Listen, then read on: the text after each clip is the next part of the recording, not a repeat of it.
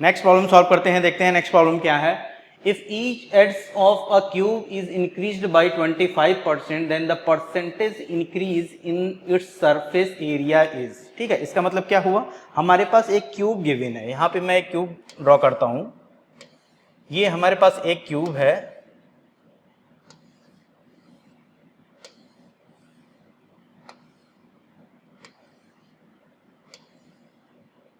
Cube के सभी sides की लेंथ क्या होती है, इक्वल होती है, इसको मैंने ए मान लिया। ठीक है, तो क्वेश्चन में क्या गिवन है कि अगर साइड की लेंथ में 25% का इंक्रीमेंट हो रहा है तो इसके सरफेस एरिया में कितने परसेंट इंक्रीमेंट होगा। इसी चीज को हमें क्या करना है, कैलकुलेट करना है।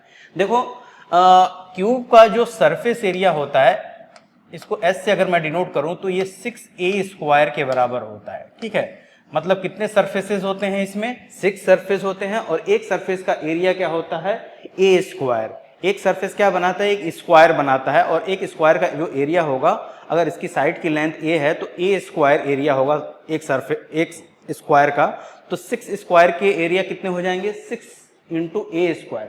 तो इस तरीके से क्यूब का जो ये surface area, total surface area होगा वो क्या होगा, 6a²। ठीक है, अब क्या है, क्वेश्चन में ये कहा है कि अगर इसके साइड की लेंथ में 25% का इंक्रीमेंट हो रहा है तो इसके सरफेस एरिया में कितने परसेंट का इंक्रीमेंट होगा।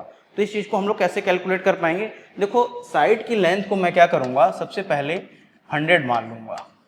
ठीक है, अगर 100 में इस साइड की लेंथ में 25% का इंक्रीमेंट हो रहा है तो न्यू लेंथ कितनी हो जाएगी। देखो 100 का 25% कितना होता है, 25, तो 100 + 25 यानी जो न्यू लेंथ होगी 125 हो जाएगी।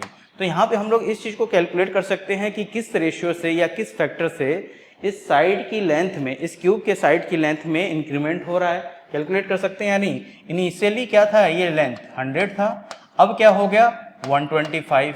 ठीक है, तो हम लोग ये कह सकते हैं कि 4:5 के रेशियो से या 5/4 के फैक्टर से इस क्यूब के साइड की लेंथ में इंक्रीमेंट हो रहा है। अगर इस क्यूब के साइड की लेंथ में 5/4 फैक्टर से इंक्रीमेंट हो रहा है तो इसके सरफेस एरिया में किस फैक्टर से इंक्रीमेंट होगा। हम लोग जानते हैं कि जो सरफेस एरिया ऑफ क्यूब होता है वो प्रोपोर्शनल टू a² होता है। ठीक है, तो सिंपली जिस फैक्टर से इसके साइड की लेंथ में इंक्रीमेंट हो रहा है उसका हमें क्या करना है, स्क्वायर करना है। तो सरफेस एरिया में जो इंक्रीमेंट होगा वो क्या हो जाएगा, 5/4 का होल स्क्वायर है। इस फैक्टर से इंक्रीमेंट होगा, इसकी वैल्यू क्या हो जाएगी 25/16। इतनी बात समझ में आ गई। अब देखो सरफेस एरिया में अगर 25/16 के फैक्टर से इंक्रीमेंट हो रहा है तो हम percentage change in surface area calculate कर सकते हैं या नहीं। ये जो फैक्टर आया सिंपली क्या करना है, इसमें से 1 सब्सट्रैक्ट कर देना है और जो आए उसमें 100 से मल्टीप्लाई कर देना है। तो यहाँ पे क्या मिल जाएगा, ये 9 ×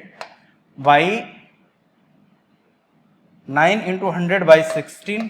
ठीक है, तो ये कैसे सॉल्व करोगे, 425 और ये क्या हो जाएगा 4 एंड इसकी वैल्यू क्या हो जाएगी 225 / 4 एंड इसको सॉल्व करोगे तो 56.25%। ठीक है, 56.25% से इंक्रीमेंट होगा, यानी option D is the correct answer of this problem. और इस तरीके से हम लोग क्या कर सकते हैं, इस गिवन प्रॉब्लम को सॉल्व कर सकते हैं और अपने आंसर को कैलकुलेट कर सकते हैं। ठीक है, इतनी बात समझ में आ गई।